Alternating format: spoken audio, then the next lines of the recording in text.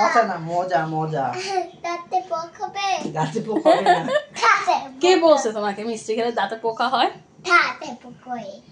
চলেন দেখি আজকে শানের বাবা কি মিষ্টি বানিয়ে খাওয়ায়। কি করতেছো? মিষ্টি বানাই, মিষ্টি। মিষ্টি বানাও?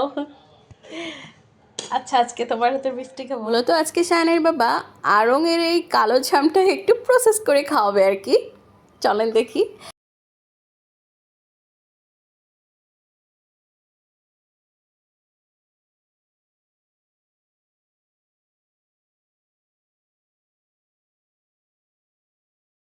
আমরা 22টা মিষ্টি পেয়েছি। এটার গায়ে লেখা ছিল 20+ মিনিটস, না? এই যে চলে এসেছে। কয় কাপ জল দিতে হবে? আদম তাই। এটা কি বাবা? এটা কি? খুব ভালোভাবে এখন ফুটিয়ে নিতে হবে। ফুটি। হাতো তুমি। এটা কি, এটা কি? এটা হাতো। বলো কি, এটা কি? এটা দুধ। জলটা বেশ ভালোভাবে ফুটে আসলে আমরা এর ভিতরে মিষ্টিগুলো দিয়ে দিব।